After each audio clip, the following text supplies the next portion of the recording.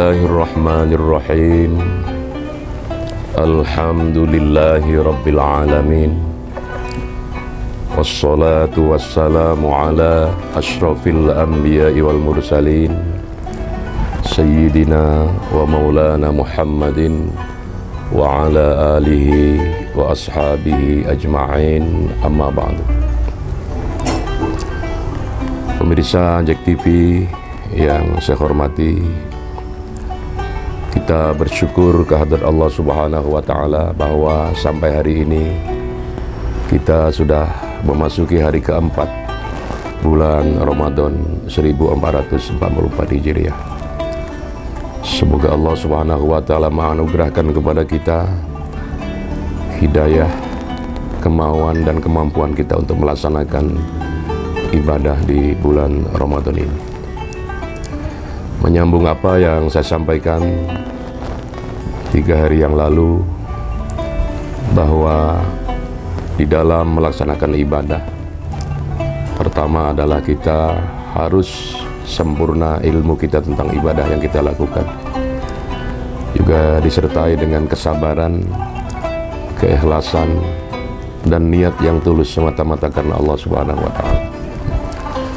Khusus masalah ibadah puasa perlu kita pahami dan kita yakini bersama. Ayatnya sudah jelas, ya ayyuhalladzina amanu kutiba alaikumusyiyamu kama kutiba alal ladzina min qablikum la'allakum tattaqun. Sebuah harapan dalam kita melaksanakan ibadah insyaallah sebulan penuh ini.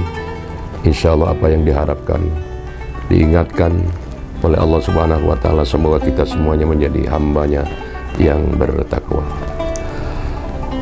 Kaum muslimin, pemirsa Jack TV yang saya hormati semuanya, ada sebuah hadis yang amat populer, yakni qala Rasulullah sallallahu alaihi wasallam, man shoma ramadhana imanan wa ihtisaban ghufira lahu ma taqaddama min dhanbi. Siapa saja yang melaksanakan ibadah puasa dengan penuh keimanan, penuh kesadaran bahwa itu adalah perintah Allah Subhanahu wa Ta'ala, penuh keyakinan bahwa apabila melaksanakan pasti fadilah, manfaat, dan semua apapun yang aja Allah janjikan akan kita terima. Sebaliknya bagi kita yang beriman, manakala kita melanggar, mengabaikan perintah-perintah termasuk puasa ini, kita harus meyakini benar bahwa mudaratnya tetap ada pada kita. Tidak di dunia, di akhirat pasti akan diberikan oleh Allah Subhanahu wa Ta'ala. Bagaimana puasa yang dikehendaki? Tentunya bagi kita amat sangat relatif, sesuai dengan kemampuan keimanan kita masing-masing di dalam menyikapi, merespon kewajiban puasa yang Allah perintahkan itu. Bahwa ada tingkatan-tingkatan dalam berpuasa ini yang juga ini amat sangat populer.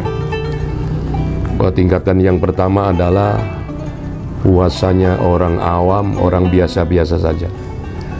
Dia dalam melaksanakan ibadah puasa hanya semata-mata tidak melakukan hal-hal yang membatalkan puasa. Apa kata minum, makan, melampiaskan syahwat, dan seterusnya dan seterusnya.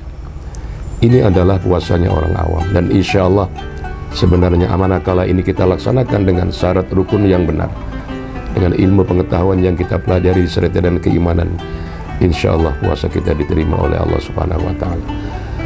Tapi yang akan lebih baik adalah dalam kerangka mengarah kepada derajat tertinggi, maka ada fase, ada tahapan, ada tingkatan dua lagi di atasnya.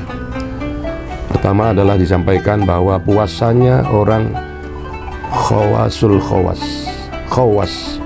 Saya ulangi, puasanya khawas. Kalau tadi puasanya orang awam yang hanya meninggalkan dan tidak melakukan hal-hal yang membatalkan puasa, maka puasanya orang khawas ini adalah disyaratkan bahwa tidak hanya meninggalkan apa yang Allah larang atau apa yang membatalkan puasa saja, tapi seluruh anggota tubuhnya ikut berpuasa, ikut menahan daripada hal-hal melakukan yang tidak diridhoi oleh Allah Subhanahu wa Ta'ala. Mata dia pergunakan kepada yang diridhoi Allah Subhanahu wa Ta'ala. Dia jaga sampai-sampai tidak melakukan mata pandangan ke siapapun dan kepada apapun yang dilarang oleh Allah Subhanahu wa Ta'ala. Kemudian apalagi lisan dijaganya benar-benar dari hal-hal yang tidak boleh dikerjakan bagi orang berpuasa, dan itu merupakan larangan dan itu merupakan dosa. Mana yang dilakukan lisan?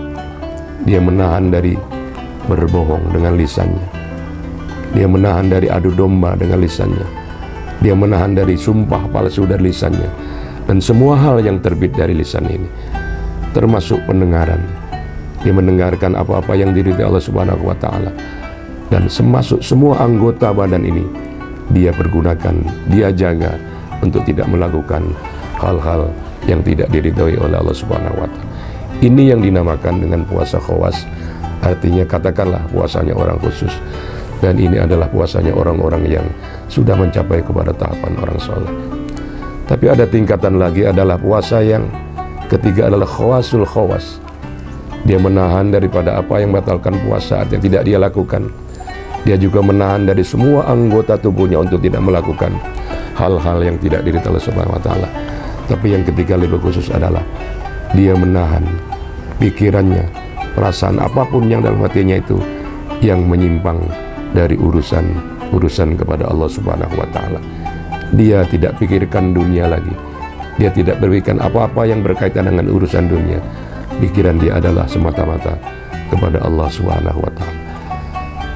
Pemirsa JEK TV yang saya hormati, bahwa kita adalah orang awam, tapi bagaimanapun mari dalam berpuasa ini kita berusaha, berikhtiar untuk mencapai tingkatan-tingkatan seterusnya. Dan manakala kita pasti ada kelemahan dan kehilapan sebagai orang awam, tidak ada kata lain, bermohon ampun kepada Allah Subhanahu wa Ta'ala. Apalagi di bulan Ramadan ini, permohonan ampun kepada Allah, insya Allah Allah akan dijabai. Demikian yang dapat saya sampaikan pada hari ini. Mudah-mudahan Anda mengajarkan untuk kita semuanya, membawa keberkahan untuk kita semuanya. Amin ya rabbal alamin. Wallahul muwaffiq ila aqwamit thoriq. Assalamualaikum warahmatullahi wabarakatuh.